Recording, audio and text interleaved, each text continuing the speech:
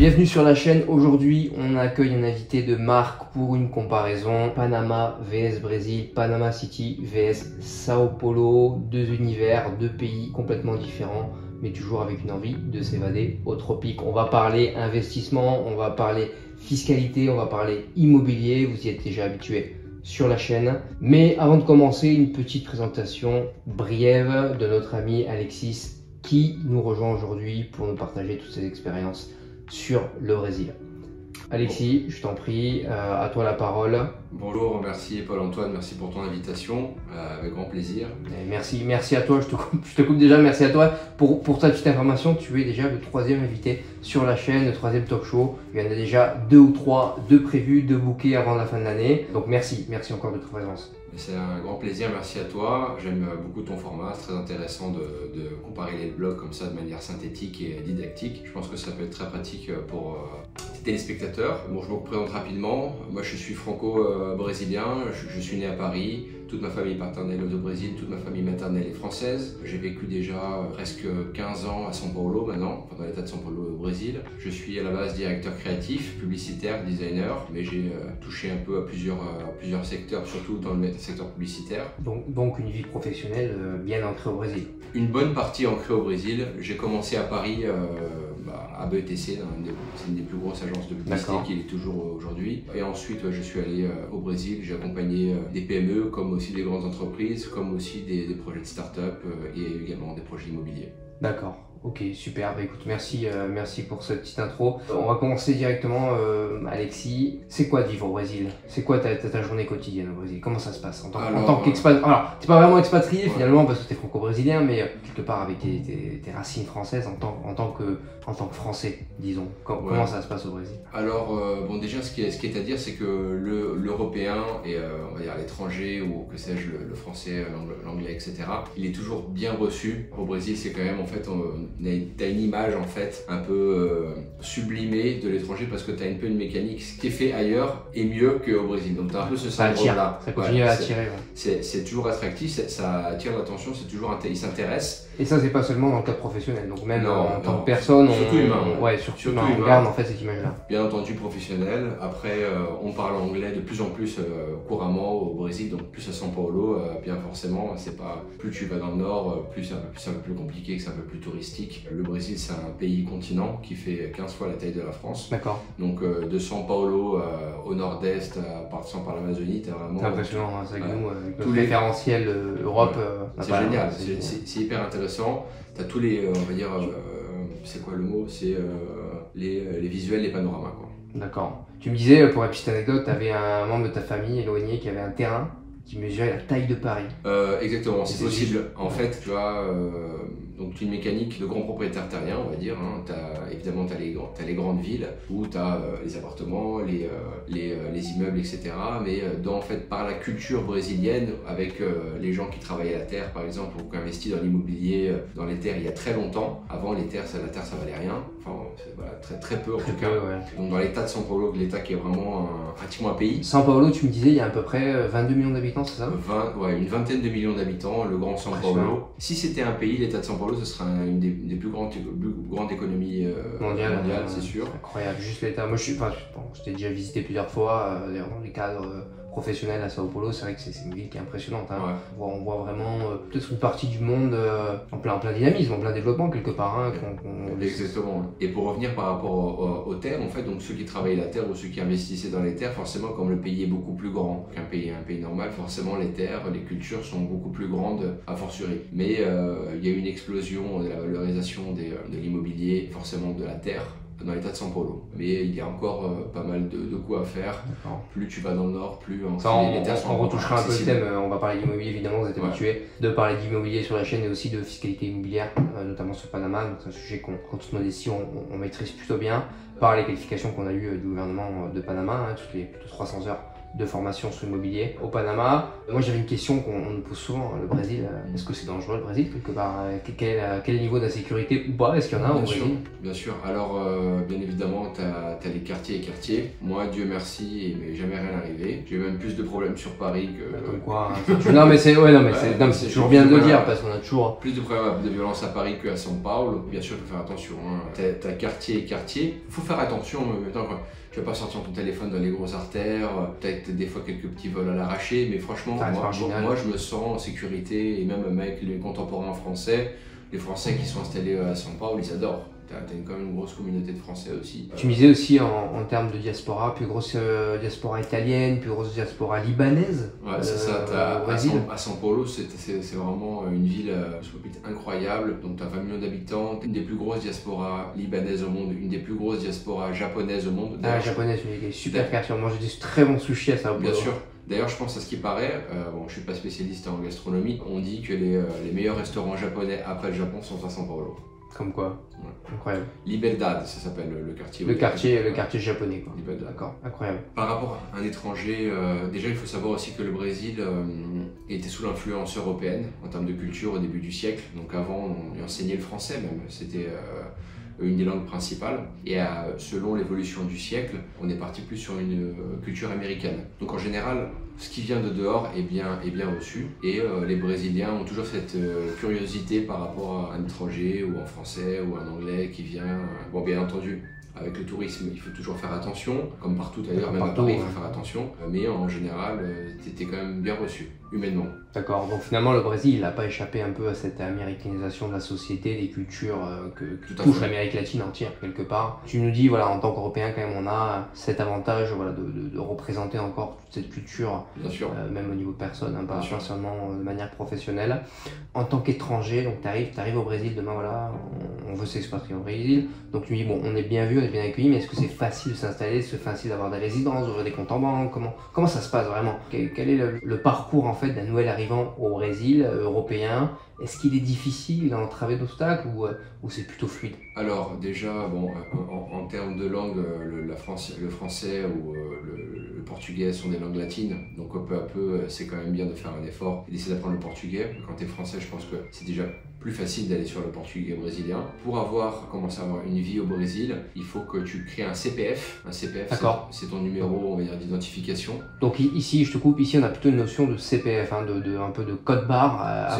Voilà, si on compare par exemple au Panama, où on parle beaucoup, enfin dans d'autres pays aussi d'Amérique latine, on parle beaucoup de cédula, qui est grossièrement en fait le comparatif d'une carte d'identité, mais si le pays fait partie de Mercosur, vous savez, un ensemble de pays d'Amérique latine, une union économique, vous avez aussi le droit, grâce à la cédula, d'un droit de passage qu'on pourrait aussi grossièrement, vous m'excuserez les comparaisons, comparer un peu à l'espace Schengen et votre carte d'identité du pays qui appartient à l'espace Schengen.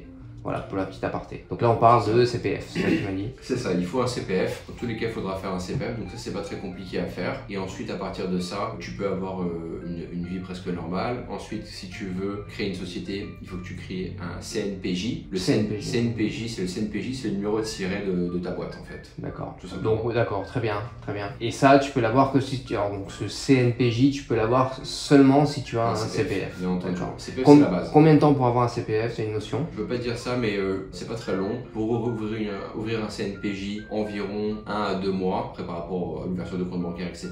Pour être opérationnel, on va dire 2-3 mois, c'est la moyenne. Pour avoir une résidence brésilienne, il faut que tu prouves ta résidence. Donc il faut que tu aies une résidence officielle, on va dire. Pour avoir un compte bancaire, il faut que tu déclares un imposto de renda, c'est-à-dire un impôt sur le revenu. Même si après tu déclares peu, il faut que tu aies un CPF, il faut que tu aies une résidence. Après, tu peux créer un visa étudiant aussi, si ça va être une stratégie intéressante si tu veux rester plus de 3 mois. Donc si demain je veux m'installer au Brésil, je crois, tu me corriges si je me trompe, on a droit à 3 mois de résidence avec un visa touristique. Donc après, j'imagine qu'on peut faire une demande de CPF, qui je pense n'est pas aussi rapide, qui a un process qui est moyennement long. Pourquoi je dis ça? Parce que quand on compare à d'autres pays, et notamment, vous savez très bien sur cette chaîne, on va le comparer au Panama, vous pouvez déjà obtenir un visa, une résidence panaméenne en moins de 10 jours ouvrables. D'accord? Évidemment, c'est des résidences provisoires, après qui se renouvellent. Ça, je vous demande de vous référer sur ma chaîne avec des vidéos ou des shorts où on parle spécifiquement de la méthodologie du process pour avoir une résidence panaméenne. Et on est sur des coûts entre 2003 et 2500 $ maximum et surtout pas plus. Donc faites attention quand on vous raconte, quand vous lisez le coût d'une résidence panaméenne, c'est maximum 2500 $ par personne. D'accord? Donc une fois qu'on est soit au Brésil, Alexis, une fois qu'on a ce fameux CPF, évidemment on a envie peut-être d'aller chercher un visa permanent, d'ouvrir un compte en banque. Donc là tu me disais il y a encore un process un peu plus pas compliqué mais un peu plus lourd. Ouais, c'est un peu plus lourd. Comme tu l'as dit, tu as très bien dit, le visa normal c'est 3 mois. Tu peux être étudiant aussi, ce qui peut être intéressant. Tu peux très bien faire un cours de langue portugaise dans une école, et dans ce cas tu peux déjà prolonger ton visa à 12 mois. Donc là tu viens de nous exposer une stratégie intéressante, c'est-à-dire qu'on peut demander finalement se faire passer pour étudiant pour avoir un visa étudiant et avoir une autorisation de territoire un peu plus de 3 mois, c'est ça? Au moins 6 mois. Tout à fait, ouais. Ou même pas se faire passer, ou vraiment le faire. Tu peux profiter de faire des cours de portugais. Après tu choisis tes heures, je pense que c'est une stratégie intéressante, et puis de toute façon il faudra que tu t'intéresses au portugais si tu veux vraiment évoluer facilement, socialement et même professionnellement au Brésil, parce que faut pas beaucoup d'efforts, je crois, hein, globalement. Si tu parles pas portugais, c'est compliqué. En fait, c'est que tout le monde n'est pas bilingue en anglais. Après, c'est pas tout le monde. Dans les finances, on parle plus facilement l'anglais également, mais c'est une petite partie de la population qui parle couramment l'anglais quand même. D'accord. C'est quand même important. Donc 12 mois en tant qu'étudiant. Ensuite, quand tu as réussi... 12 mois, ah oui d'accord. Tu peux avoir 12 mois. C'est le temps de savoir si le pays nous plaît ou pas, si les valeurs sont communes aux nôtres, et voilà, c'est voir si ça se sent bien. Et après, si tu pars sur une expérience plus longue, quand tu crées ton entreprise, ton CNPJ, selon les investissements, etc., tu peux t'octroyer certains visas comme investisseur ou d'autres formats pour rester de manière définitive au Brésil. Moi, j'ai aussi un autre membre de ma famille, lui, qui a le RNE. D'accord, RNE, bon, encore autre chose au Brésil. Non, mais merci Alexis, vraiment, c'est des choses qu'on pourrait pas deviner comme ça. Quand même, je trouve qu'il y a quand même une complexité. Enfin, par rapport au Panama, on repense au Panama où, à part votre cédula, votre visa temporaire définitif, il n'y a pas grand chose de plus. Là, on a déjà 3 documents administratifs impératifs à avoir pour s'installer au Brésil. Donc, tu me disais donc RNE, donc c'est aussi une genre d'autorisation de territoire, ouais. C'est ça? Je ne peux pas dire que l'administration brésilienne est légère en termes de bureaucratie. C'est à prendre en compte. C'est certainement pas aussi léger qu'au Panama. Je dis pas que c'est la plus lourde au monde, mais c'est loin d'être la plus légère. Moi, j'ai un membre de ma famille qui a le RNE. Donc le RNE, c'est ce qui permet à un étranger, c'est un peu une green card. Une green card, d'accord. Du coup, pour avoir parce que tu as un RNE de résident et RNE qui n'est pas résident. Et selon aussi le modèle de ton RNE, tu as le droit ou pas d'avoir un compte bancaire au Brésil. Bon, ça c'est juste pour faciliter encore un peu la compréhension. Très bien. Il faut que tu sois résident fiscal au Brésil pour pouvoir avoir un compte bancaire au Brésil. D'accord, donc il faut déclarer les revenus, c'est ça, avoir une déclaration de revenus. Et ça, il faut attendre une première année. Et tu peux le faire en tant qu'étudiant? Non, c'est une stratégie différente. Tu peux aussi avoir une déclaration de revenus assez rapidement, mais c'est selon aussi tes revenus et tes biens immobiliers ou que sais-je. Alors, si on parle un peu de fiscalité, enfin plutôt, si on parle un petit peu d'imposition, je pense que tu peux nous en toucher 2 mots. On a bien en parlé sur le Panama, vous savez que Panama c'est un pays où il y a une imposition territoriale, donc tous les revenus qui arrivent de l'étranger ne sont pas imposés, donc c'est 0% d'imposition. L'imposition sur les revenus locaux est fixée à 25% au Panama et vous avez 7% de TVA. Pour vous donner l'information, après, qui paye des impôts au Panama, c'est un autre sujet parce qu'il n'y a pas d'abus social. Pour ceux qui maîtrisent la notion d'abus social dans les entreprises, c'est un sujet qui est très français d'ailleurs. J'ai vu d'autres pays aussi qui utilisent cette notion-là dans les entreprises, c'est vraiment de ne pas utiliser les bénéfices de votre entreprise pour des fins personnelles. Donc au Panama, c'est pas le cas. Vous pouvez aller faire les courses au supermarché si vous voulez avec les bénéfices de votre entreprise. Au Brésil, je pense pas qu'on soit sur la même lignée. Et est-ce que tu pourrais me toucher un petit peu de mots sur les impositions? Déjà, dans un premier temps, ce qui nous intéresse beaucoup, c'est les revenus qui viennent de l'extérieur. Exactement. Bon, après, sur ce que tu viens de dire, après, ça dépend du type de société que tu fais. Mais bon, c'est un autre sujet, c'est assez complexe. C'est comme la France, tu as différents formats de société. Par rapport à l'impôt sur le revenu, c'est 27,5. C'est quand même vachement haut. C'est haut. Par exemple, si tu as un bien immobilier que tu le loues, le loyer, ce que tu gagnes de ton loyer, tu vas payer 27,5. Donc on est à 27,5% d'imposition sur vos revenus locatifs au Brésil. Exact. Impressionnant. Et pour la TVA, c'est de 15 à 23% en général, ça varie. De 15 à 23, donc c'est pas une TVA fixe, bon c'est vrai qu'on en a plusieurs en France, mais globalement ça concerne, voilà, ça. Ok, très bien. Donc 15 j'imagine sur les produits de première nécessité, C'est un peu aléatoire, c'est le Brésil. Je On sait pourrais pas. pas te préciser, il faudrait que je m'informe, mais oui, c'est variable. D'accord. Toi, Alexis, tu m'as dit, ça fait 15 ans, tu es au Brésil, évidemment, à Sao Paulo. Bon, tu as connu beaucoup d'autres villes au Brésil, tu bouges beaucoup à l'intérieur du pays, mais ta ville de base, c'est Sao Paulo. Alors, tu sais que nous, sur la chaîne, on parle énormément d'immobilier, on aime investir dans de la pierre au Panama, on sait faire de la rentabilité, enfin du rendement locatif. Comme vous le savez, on arrive à tourner entre 6 et 7% au Panama avant impôt, une notion importante. Et là, je vous demande de vous référer sur mes vidéos sur l'imposition, sur la fiscalité immobilière au Panama. À Sao Paulo, à Sao Paulo, qui est un pays à part entière, hein, avec 22 millions d'habitants, est-ce que ça vaut le coup d'investir dans de la pierre? Est-ce que l'immobilier à Sao Paulo vaut le coup? Est-ce qu'on a un bon rendement? Est-ce que le prix augmente? Au contraire, est-ce qu'il y a de la déflation? Comment ça se passe? Alors São Paulo, c'est vraiment une ville hyper dynamique, cosmopolite et très différente selon les quartiers, on va dire. Donc c'est une ville énorme, tu as les gros quartiers d'affaires où tu as une certaine évolution de l'immobilier qui pourrait aller exploser, d'autres quartiers qui ont été créés comme nouveaux quartiers d'affaires. D'accord. Et forcément après tu as les périphériques qui stagnent plus. Donc la moyenne on est sur environ 45 à 50% en 10 ans, mais tu as les quartiers plus haut de gamme, on va dire, qui eux ont fait plus de 100% facilement. Qui ont doublé, donc le prix immobilier a doublé à Sao Paulo sur les quartiers un peu prisés, quoi, on va dire. Et aujourd'hui même, d'ailleurs, tu as même des Français qui font des très beaux projets immobiliers de très très haut de gamme à São Paulo, où là, pour les nouveaux projets, on arrive à environ 10 000 euros le mètre carré. 10 000 euros, ce qui est énorme. Pour vous donner une notion, au Panama, sur de la prestation de très haute qualité, donc vraiment, vous savez, c'est des PHC à l'Amérique latine, donc vous avez la piscine, la salle de sport, et certains ont même des pistes d'athlétisme sur le toit au Panama, c'est assez impressionnant. Donc on arrive à entre 4 500 et 5 000, 5 500 $ maintenant le mètre carré. Attention après aux charges locatives au mètre carré, il faut faire attention. Mais globalement, c'est le prix. Donc là, on parle déjà de 10 000 $ le mètre carré, donc on est quasiment sur du double. Mais là, c'est du haut de gamme. Hein. Là, c'est vraiment du... Non, mais moi aussi, je parle haut de gamme. Hein. Moi, je parle Panama avec du promoteur très qualifié, avec du meuble italien sur mesure très qualifié. C'est même des prestations qui ne sont pas forcément partout en France. Voilà, on est vraiment des gens, des promoteurs qui savent faire de l'immobilier depuis des générations au Panama et de la qualité. Donc d'accord, donc là on est du simple au double déjà. Ouais, et ce qui est intéressant aussi, par exemple la mécanique, comme tu l'as dit, c'est vrai que comme São Paulo est une ville intense, même à vivre, il faut plutôt vivre à côté de où tu travailles pour faciliter ta qualité de vie. Tu as tout dans les projets modernes, tu as un peu tout dans l'immeuble, c'est-à-dire que tu as une piscine, tu as une salle de sport, tu as une salle de coworking, tout un écosystème qui est créé sur les nouveaux projets et c'est un peu une mécanique qui se répète. Après, tu as forcément chacun sa ligne, mais les nouveaux projets, c'est ça. En fait, c'est des villes intégrées quelque part, c'est des petits villages dans chaque immeuble. C'est ça. Et on part aussi, tu as une évolution aussi de ce qui est aussi intéressant à dire, sur des résidences plus petites, comme le prix de l'immobilier augmente énormément. Et avant, on faisait des appartements très grands, même à São Paulo, parce que avant, ceux qui avaient les moyens, forcément, il y avait des employés, des gens qui travaillaient dans la maison. Ouais, mais au Panama, c'est la même chose. Vous avez toujours la chambre de bonne avec son petit... L'espace des travailleurs, on va dire, de ceux qui travaillent dans le ménage. Dans le ménage, exactement. Hein. Et donc avant, forcément, tu étais sur des 100-200 mètres carrés, plutôt 200 mètres carrés en moyenne même. Ça se faisait couramment. Maintenant, on est sur des lancements même de studios à 35-45 mètres carrés selon le quartier.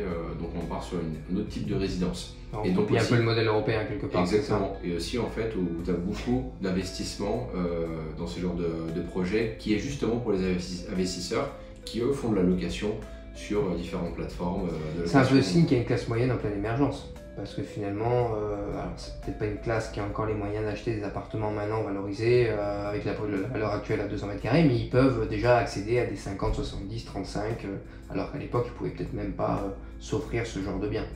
Exactement, mais après, comme tu as énormément de turnover à São Paulo, ces investissements jouent sur ça également, donc cette manière de vivre en fait. Donc forcément, le coût de la vie est plus cher, donc ça touche même le São Paulo également. Donc tu n'as pas forcément les moyens de t'offrir quelqu'un à payer à 100%, payer à temps plein pour t'occuper de ton ménage. Donc forcément, tu as besoin d'un lieu plus petit, mais l'immeuble, lui, t'offre toute la qualité de vie que tu as besoin, salle de sport, piscine, sauna et que sais-je. Et aussi, donc, ce qui est intéressant à dire, c'est que par rapport aux charges, donc forcément, tu as une charge qui est un peu plus lourde quand tu as tous ces services-là, qui des fois ne sont pas forcément très lourdes par rapport à tout le bénéfice que tu en tires. Oui, parce que souvent, c'est vraiment qu'on cumule loyer et charge, enfin le loyer, on va cumuler l'achat, puis après la charge mensuelle de la copropriété, on se dit bah finalement c'est pas donné, ok très bien, mais en France finalement peut-être c'est bien moindre, mais vous allez après ajouter tous les mois votre abonnement à la salle de sport, votre abonnement à la piscine si c'est pas une piscine municipale, enfin que sais-je. Donc finalement cumulé, en plus de devoir gérer toutes ces choses, vous déplacer, là vous avez tout au même endroit. Je trouve que c'est quand même un luxe en termes de service d'avoir toutes ces facilités à votre pied, quoi. Enfin, en prenant l'ascenseur vraiment à disposition, quoi. Donc c'est vraiment tout ça, c'est à prendre en compte, hein. C'est vraiment à prendre en compte, cette qualité de vie en fait qu'on vous offre. Je rebondis juste, après je te laisse terminer, au Panama je pense souvent au quartier de Costa del Este, où à l'époque pareil on avait vraiment de la promotion immobilière sur des immeubles avec des biens immobiliers qui faisaient pas en dessous de 100 mètres carrés. Aujourd'hui voilà, on commence à avoir des appart-studios de 50, 60 mètres carrés pour la location d'étudiants entre guillemets ou des jeunes expatriés, des jeunes solopreneurs.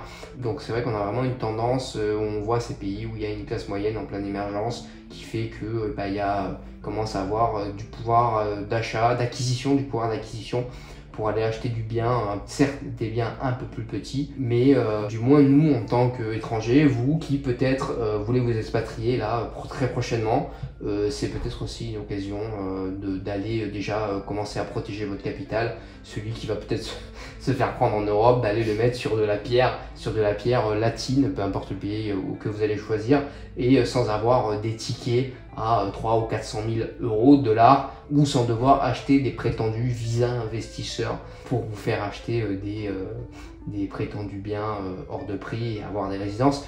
Et je rebondis là-dessus, au Brésil, si on veut acheter un bien, qu'est-ce qu'on fait? Qu'est-ce que tu nous conseilles en général? On achète à titre perso, on crée une entreprise, comment ça se passe? Alors tu peux l'acheter à titre perso, donc directement lié à ton CPF, comme tu peux aussi le lier à ton CNPJ. Mais dans ce cas, forcément, ta propriété passera par ta personne physique pour ensuite la passer à ta personne juridique, qui est le CNPJ. Et du coup, tu payes moins d'impôts. C'est 27,5 pour la personne physique et bien moins pour la personne juridique. Tu payes moins d'impôts. Quand ta personne juridique est propriétaire de ta propriété, tu payes moins d'impôts sur le revenu. Donc c'est une stratégie qui se fait couramment. D'accord, très bien. Très bien, et j'imagine que le coût d'une société, tu m'as dit en plus, monter une société au Brésil, c'est 2 ou 3 mois, c'est assez long, alors qu'au Panama, c'est une dizaine de jours, 15 jours maximum pour monter votre société. Ouais, ça met environ, on peut le faire en un mois, mais pour pas dire de bêtises, je pense, allez, 2 mois, 1 à 2 mois de moyenne, on va dire, pour être opérationnel. Ouais. D'accord.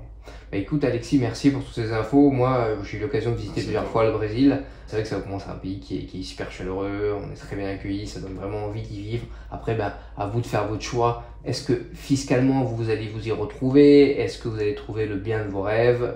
Ça sera à vous de le décider. En tout cas, merci encore d'avoir suivi cette vidéo. N'hésitez pas à la partager, mettre un petit pouce. Je vous mets en commentaire aussi pas mal de liens qui peuvent vous aider sur le Brésil. Un petit guide d'expatriation qui va être bientôt disponible. Donc n'hésitez pas à revenir souvent sur cette vidéo pour voir l'actualisation de mon commentaire. Et je vous souhaite à la prochaine et au prochain talk show qui normalement va traiter du Paraguay. À bientôt.